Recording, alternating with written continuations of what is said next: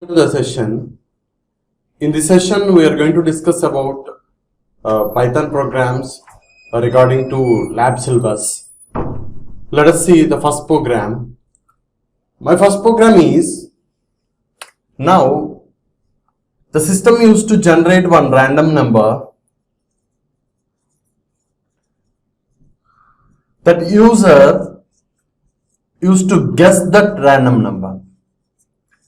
The value generated by system, for example, is 5. If the user guessed that value, it has a 6. The guess is failed. If he guessed it is 5, yes, the system generated random number and the user guesses both are equal, then it used to generate output.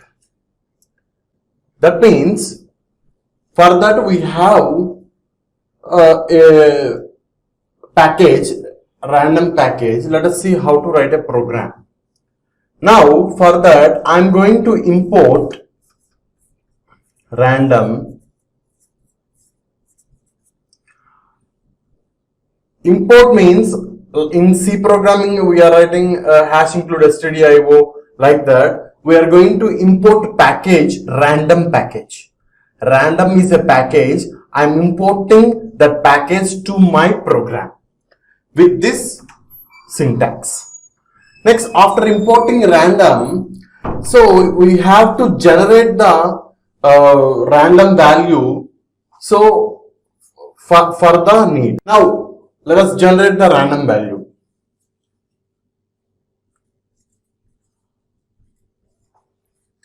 Random value equals to, I am writing the name random dot, it having a method rand range of 1 comma 10. Here I am writing 1 comma 10. It means it generates random value in between range 1 comma 10.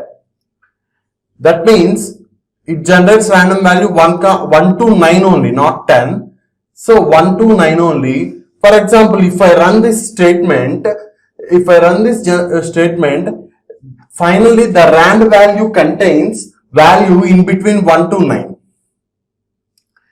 That means this is the system generated value. Now I am asking a statement, guess value. Guess value equals to input of enter guess value. That means this value is going to be entered by the user. User can guess any value. That's why I'm writing this statement.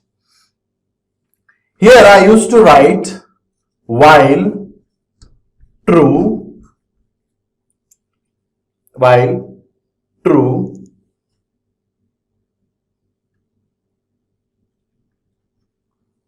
I'm writing a statement while true, if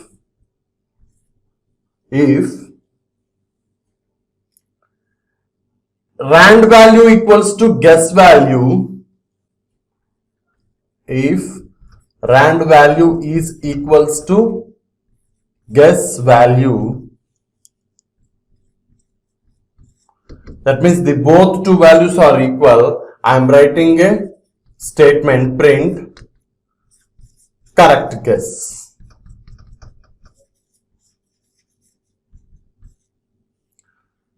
Otherwise means we have statement else. Otherwise I am writing a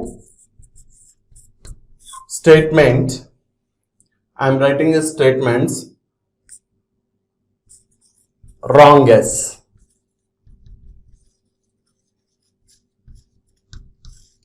Here I am using while true. If you want to repeat this guessing, that means you can write this guess value in while loop.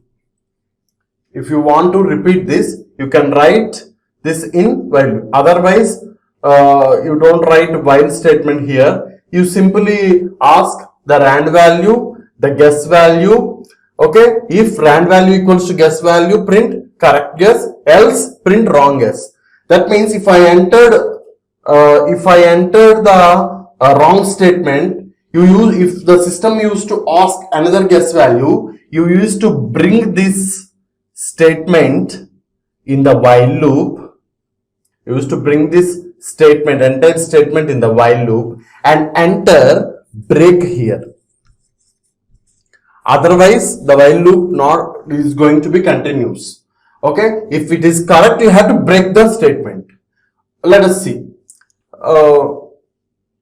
what happened. So I'm using while loop for example. First it asks rand value random dot rand range 1 comma 10.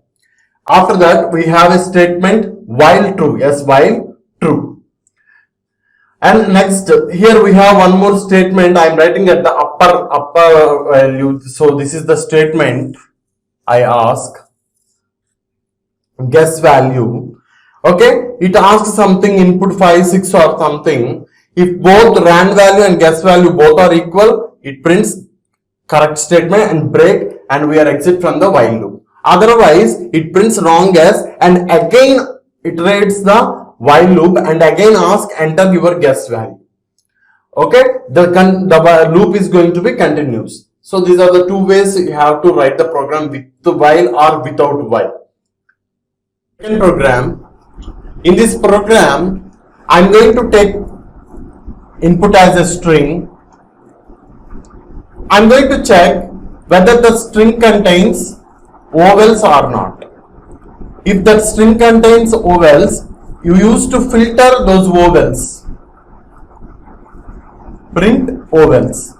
For example, if I have a string Ram, this Ram contains vowels, that means A is a vowel, I used to print A. Ram is a input, A is my output. Let us see how to write this program. Here I am taking string str1 which is equals to input of enter string.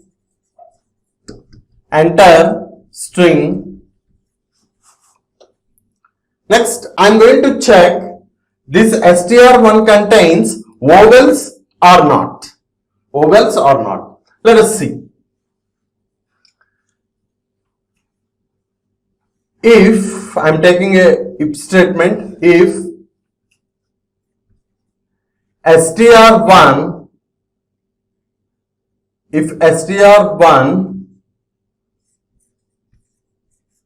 char, if str1, so before that I am going to write a for statement for str1 char in str1, for str1 char in str1. After that I am writing if condition. So here str1 is nothing but this string. I am taking str1 character, that means each character in str1. That means if it is Ram, for the first iteration str1 char contains R, for the second iteration A, third iteration M. We all know. Next I am writing a statement if str1 in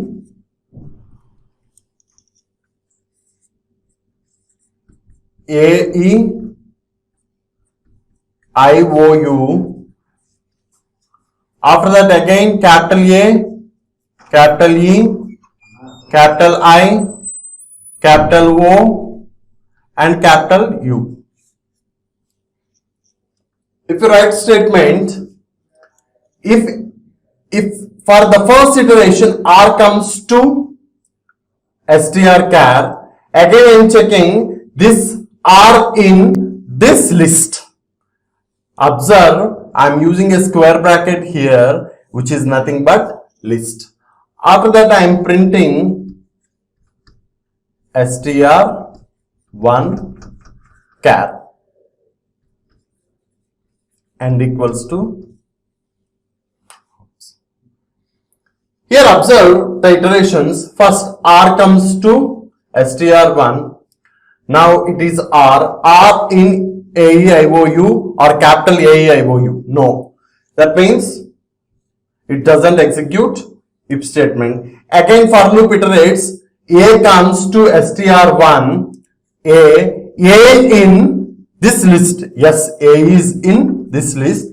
It prints strchar. What is strchar now? A. It prints A as output.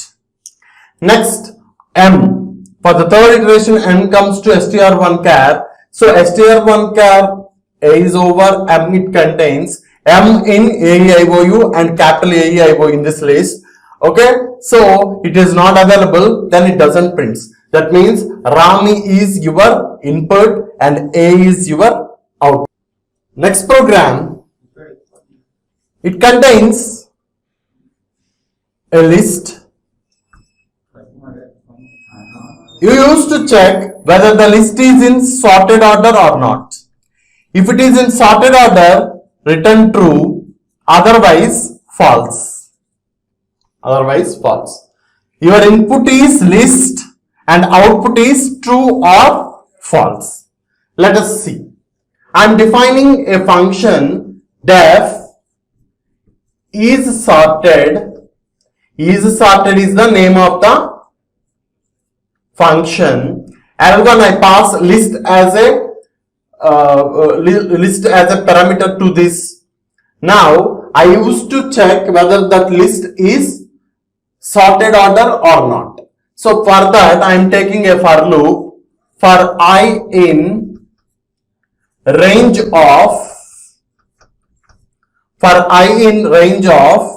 len of L1 minus 1. I am taking length of list.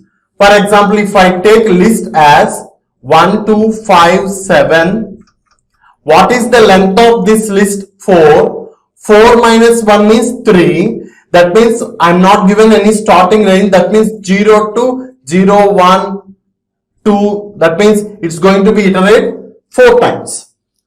Okay, next. Now I am going to take if condition. If L1 of L1, what is L1 of 1, 2, 3 if you write like this. So if you give index to the list 0, 1, 2, 3 is the index.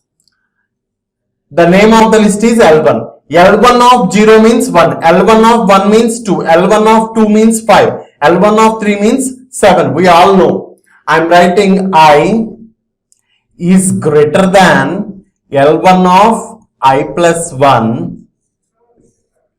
I am using a statement return false.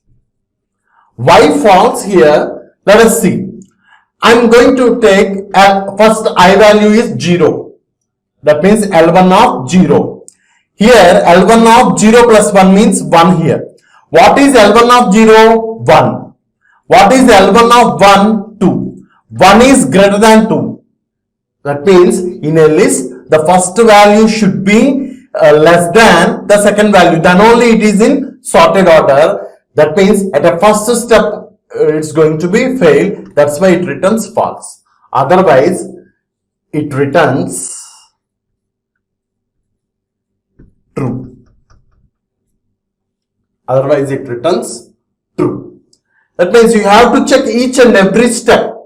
Then only it returns. Then only after completion of all iterations, then only you have to return statement true. Now print. I am writing a print. I am just using this method is sorted, and I used to pass this list 1, 2, 5, 7. Here when I call this function, so this list is going to be passed to L1. So after that you are going to find the length, and I value is 0. First L1 of 0 and L1 of 1. L1 of 0 is 1 and it is 2. So it doesn't execute the return statement. Okay, again the for loop is going to be iterated and I value is changed to 1. So it checks 1 and 2. That means 1 and 2 means 2 and 5. So 2 is greater than 5. Condition is false. Again iterates, I value is incremented to 2. It's going to be iterates. Finally the if condition is false. Then only it executes return true. Okay. So this is the program we have to check the given statements, given list is sorted or not. So we have different procedures also. You use to practice different procedures for the same problem. Thank you.